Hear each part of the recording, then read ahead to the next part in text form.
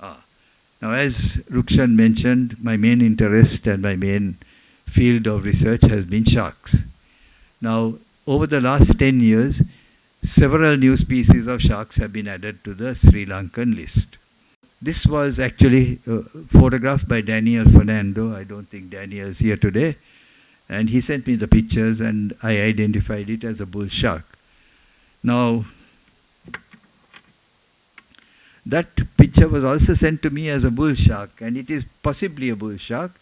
But when I look at the extremely small eye here, I also think it could possibly be a pig eye shark. The two species are very similar to each other, and you have to look at the second dorsal fin. In the bull shark, the second dorsal fin is straight. In the pig eye, the second dorsal fin is curved, crescent-shaped. Now, unfortunately, this picture doesn't show the second dorsal fin.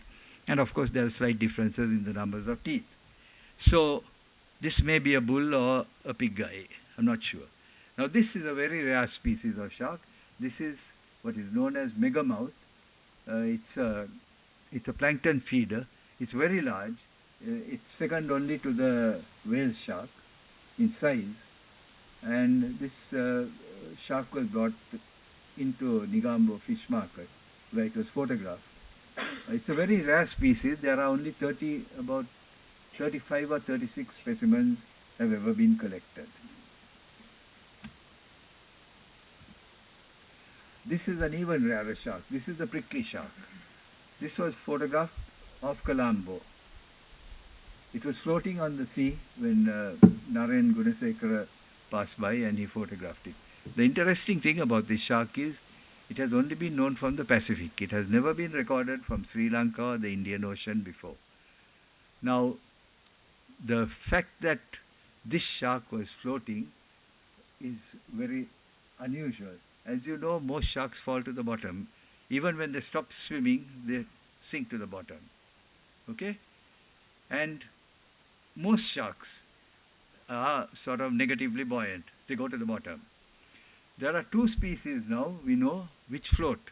One is the blunt-nosed six-gill shark. The other one is the prickly shark. Now it is just fortunate that the prickly shark floats, otherwise we would never have realized that the prickly shark occurs in Sri Lankan waters. So this is the first and only record of a prickly shark from the Indian Ocean as well as Sri Lanka. Now this is a possible Ganges river shark.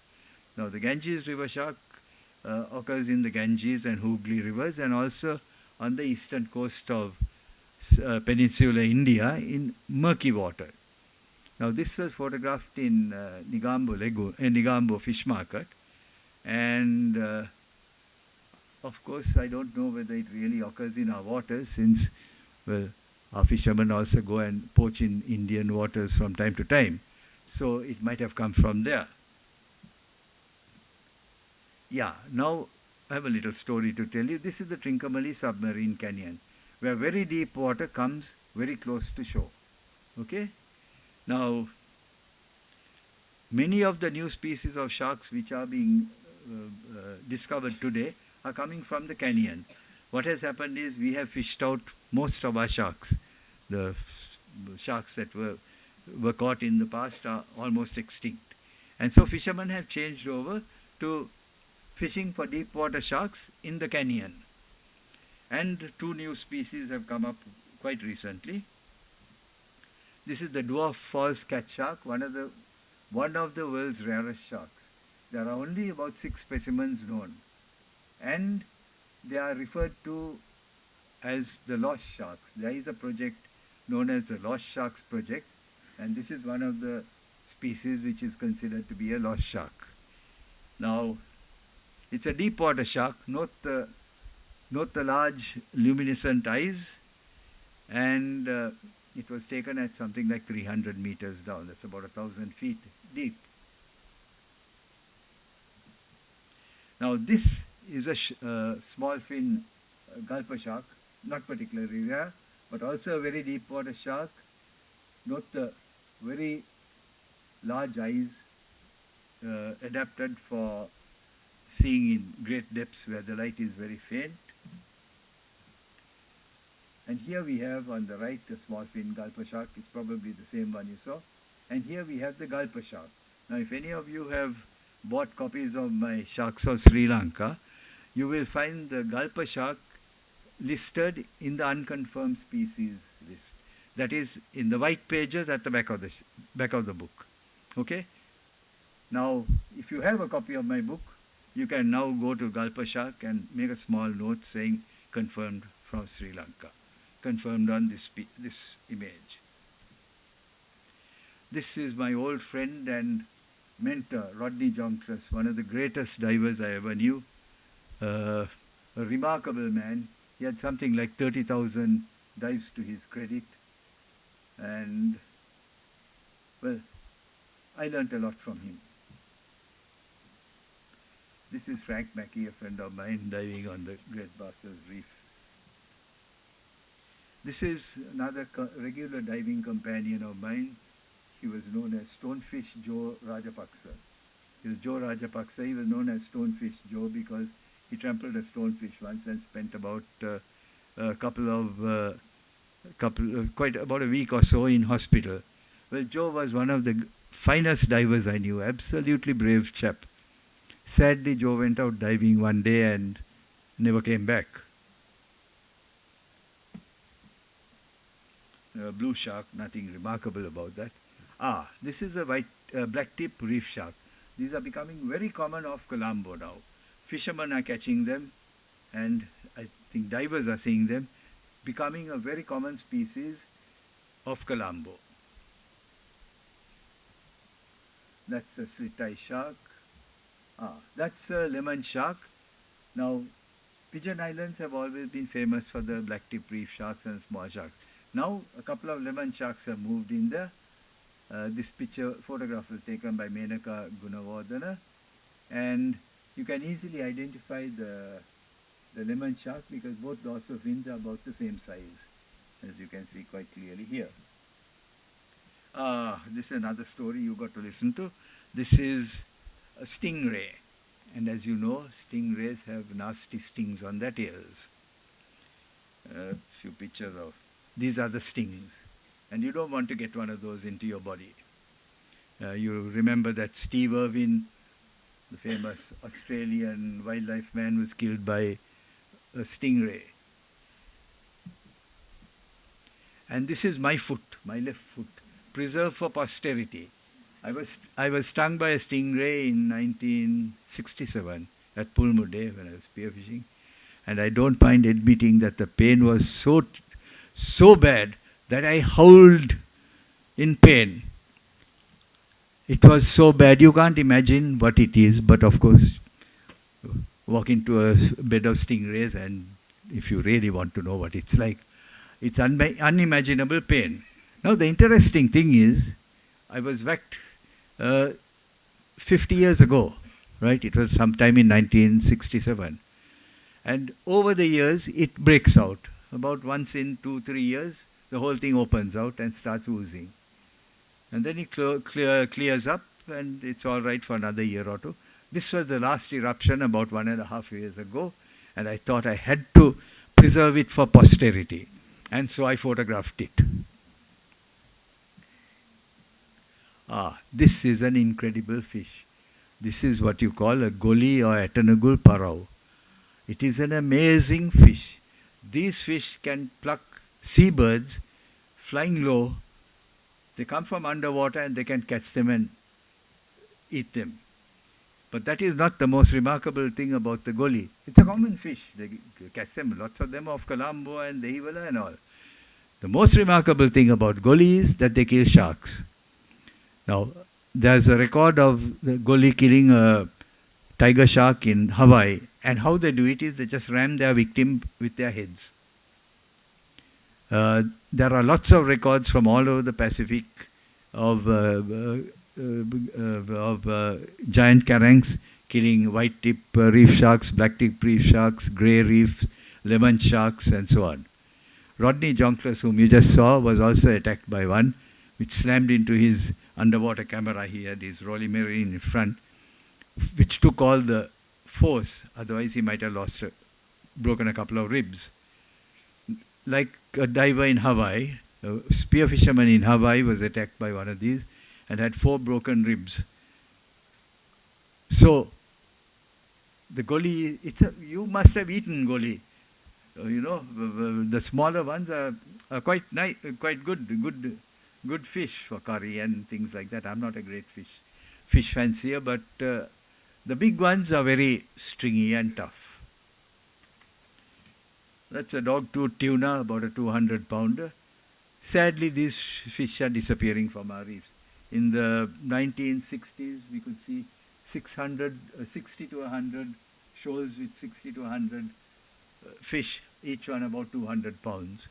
Today, I'm told that they're not so common. They're seen in 1s and 2s and 3s, but the huge schools are no longer in evidence. Yellowtail barracuda. Harmless fish excepting at night when they take bites off divers, especially lobster collectors at night. Lionfish, you would have seen this. Green turtle, a large male green turtle. Colombo, a blue angel. An octopus is probably the greatest camouflage artist in the animal kingdom.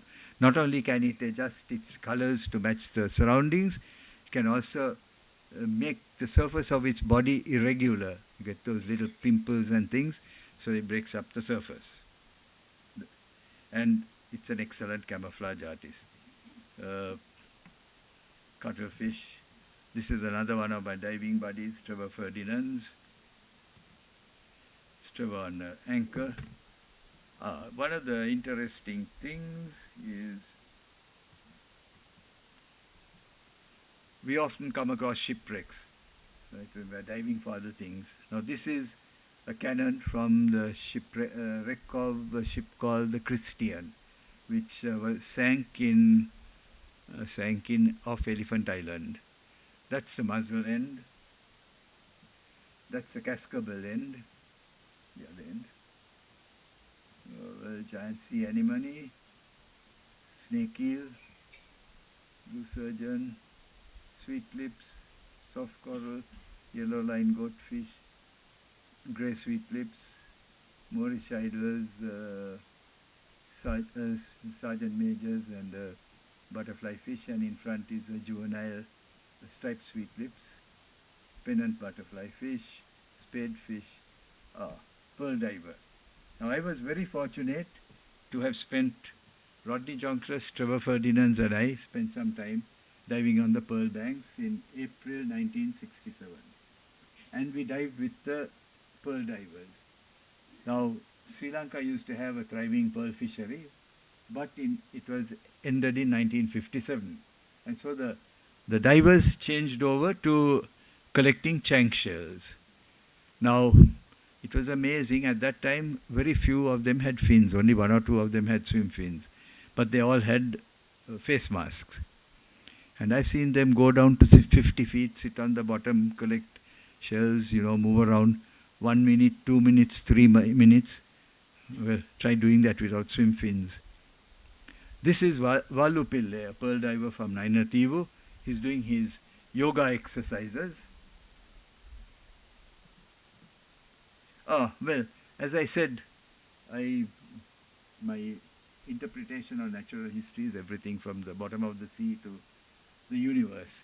And this is a bit of the universe. This is a chondrite, a type of meteorite. It's much older than all of us are. It's about 4.5 billion years old. And it was in existence even before the Earth was formed. It was a part of the solar nebula. Well, the most interesting thing in the sky is the sun. It's always changing. Every day there's something new about it. Spots come, they die, they enlarge. Big spots get small. Sometimes they disappear. Now for the last 13 days we've had no spots. This morning 2 small spots have reappeared at the limb. So I get a lot of pleasure out of recording the sun's variations. This is one of my favorite pictures of the sun, taken on 11th July of very large sunspot. This is the transit of Venus, which I photographed on 2006, I think. Now, it's a very rare astronomical phenomenon. The black spot is Venus. You can see the next transit on the 10th of December 2117, in just a little over 100 years. So if you haven't seen it already, I'm afraid none of us are going to see it, because maybe our grandchildren would. Okay, now to end, I must pay tribute to the people who in a way helped me become the naturalist that I am, such as I am. Langston Pereira, Rodney Jonkers, Vicky Atukorale, the first person to dive in Sri Lanka. He started diving in 1938, and all the others followed him. Professor Kotagama and P.B. Karunaratne. Now, I'm very sorry I do not have a picture of Beviseka Nayaka or Jackson Pereira. However, I always value what I learned from them and the encouragement and instruction that they gave me. Well, thank you.